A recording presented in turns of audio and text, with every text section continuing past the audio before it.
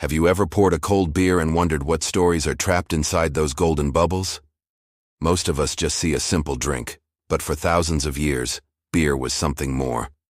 It was a sacred ritual, a divine secret, a form of alchemy. Let's travel back in time about 6,000 years to the ancient Sumerian city of Uruk. Imagine this. Priestesses of Ninkasi, the goddess of brewing, gathered around large clay jars. The air is thick with the sweet smell of grain and the sound of their hymns. These songs, which we can still read today as the hymn to Ninkasi, weren't just praises. They were a sacred recipe, a ritual guide. Each step was a ceremony.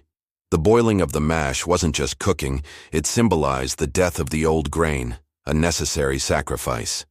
And as the mixture began to bubble and ferment, they believed it was Ninkasi herself, breathing life into the liquid, transforming something ordinary into the divine. For them, beer was a gift from the gods. 1,000 years later, in ancient Egypt, the story continues. In bustling cities like Memphis and Thebes, beer was a currency, a medicine, and most importantly, a vital part of religious life. Priests would brew special batches dedicated to Hathor, the goddess of joy and fertility. Before anyone could take a sip, the first pours were offered to the gods, poured directly into the rich soil of the Nile. It was an act of gratitude, a prayer for a good harvest and the continued prosperity of their civilization. They weren't just making a drink. They were nourishing the very land that sustained them, connecting the heavens, the earth, and their own lives through this golden brew. Fast forward to the Middle Ages, around the 10th century. The art of brewing found a new home in the quiet, stone-walled monasteries of Europe. In places like the Weihenstephan Abbey in Bavaria, which is now the world's oldest brewery, monks followed a simple but profound rule: ora et labora, pray and work. And for them, brewing was both. Picture the scene: dimly lit halls, steam curling around candlelight, and the low hum of chanting.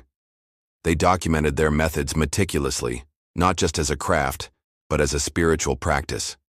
This wasn't just about making something to drink. It was a form of meditation, a physical expression of their devotion. These monks saw something deeper in the process. They called the yeast foaming in the vats the spiritus cerevisiae, the spirit of the beer.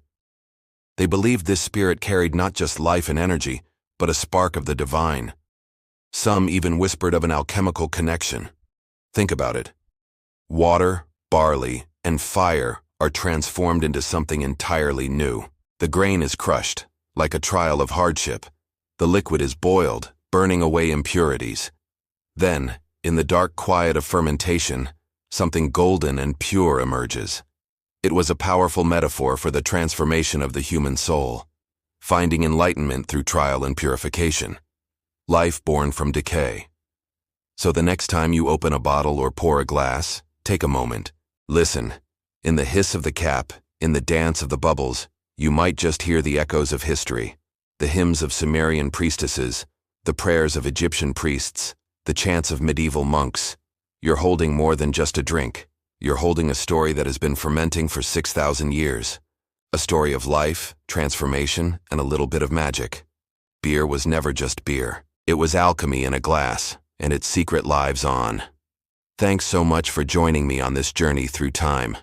If you enjoyed this story, don't forget to like, subscribe, and hit that notification bell so you don't miss our next adventure.